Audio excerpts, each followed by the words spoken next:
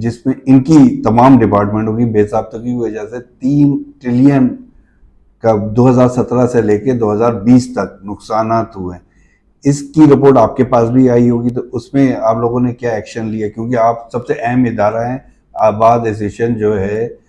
اس کی جو آپ سینئر وائس چیئرمین بھی ہیں,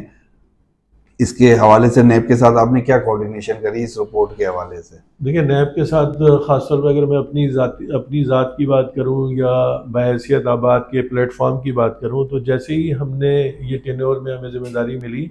ہم نے نیب کے ساتھ ایک کوارڈینیشن پہلے بھی تھا لیکن اس کو بڑھایا, اور میں نے خود ذاتی حیثیت میں تقریباً کوئی 2 سے 2.5 گھنٹے کی ایک پریزنٹیشن ڈی جی نیب اور ان سے متعلقہ جو افسران تھے ان کو دی, اور اس کے اندر جو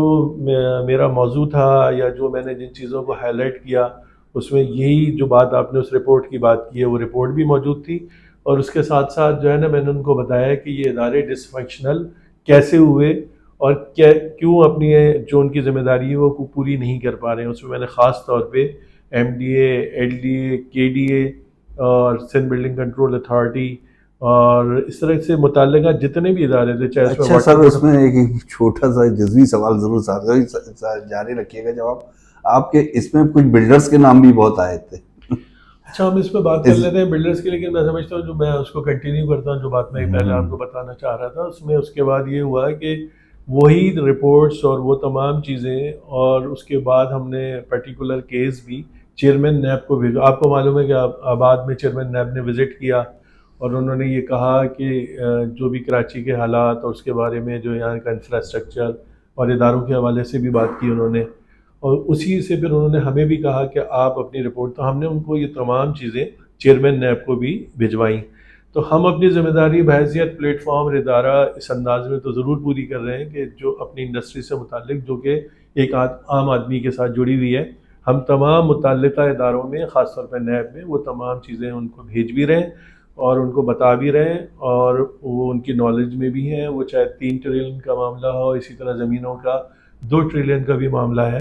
2,000 ارب روپے کی زمینوں کے معاملات کے بھی ہم نے ان کو پوری ڈیٹیل رپورٹ جمع کرائی, اور یہ کوئی چھپی بھی نہیں ہے. اچھا یہ سر جو زمینوں کا مسئلہ ہوتا ہے, ریونیو بس سب سے اہم کردار ادا کرتا ہے. مطلب جب بھی محسوس ہوتا ہے پیچھے سے ریونیو کی طرف سے ہی اشارے آتے ہیں کہ زمین پہ قبضہ, لینڈ گریبنگ آپ کا سب سے خطرناک مسئلہ ہے. آپ لوگوں کو سب سے زیادہ آباد کو نقصان پہنچایا ہے لینڈ گریبنگ نے, کیونکہ آپ کی بہت پرانی زمین ہے, آپ لوگوں نے خریدی بھی ہیں, ابھی مزید خریدتے ہیں تو اس پہ قبضہ ہو جاتا ہے. دیکھیں میں اس کو میں پچھلے ہی سوال کے ساتھ اس کو جوڑوں گا. آپ نے اس رپورٹ کے حوالے سے کہا کہ اس میں کچھ بلڈرز کے بھی نام تھے, تو دیکھیں ہم اس بات کو ہمیشہ یہ بات کہتے ہیں کہ ہم اپنے ادارے کے حوالے سے پوری ذمہ داری لیتے ہیں کہ ہمارا کوئی بھی بلڈر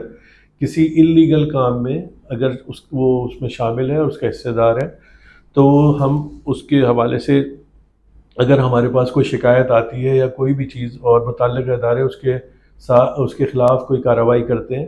تو ہم اس میں کبھی بھی اس کو سپورٹ نہیں کرتے, اس کے ساتھ کھڑے نہیں ہوتے. اور اگر ہمیں یہ بات معلوم ہوتی ہے کہ وہ کسی اس طرح کے کام کا حصہ ہے تو ہم اس کی ممبرشپ اور اس کی رکونیت کو سسپینڈ بھی کرتے ہیں.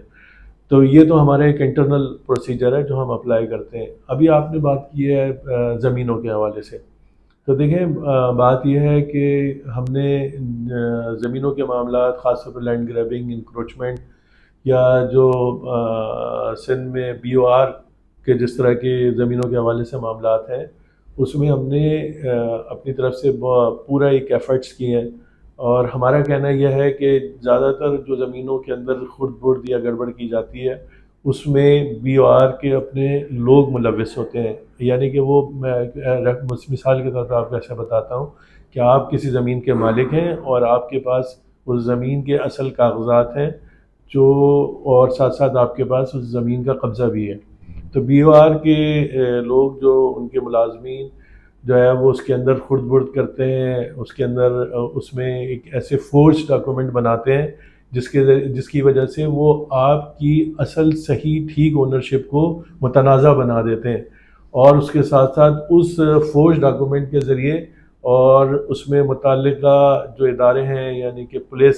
اینٹی انکروچمنٹ سیل, ان کے ذریعے آپ کو ڈسپوزس کر دیتے ہیں, اور جن لوگوں کے لیے انہوں نے فورج ڈاکومنٹ بنائے ہیں ان کو وہ قبضہ دے دیتے ہیں. اب آپ کے پاس چوائس بچتی ہے کہ آپ لیٹیگیشن میں جائیں, آپ سول سوٹ یا سول کورٹ میں جا کے اپنے چیزوں کو ثابت کرنا چاہتے ہیں کہ میں اصل مالک ہوں.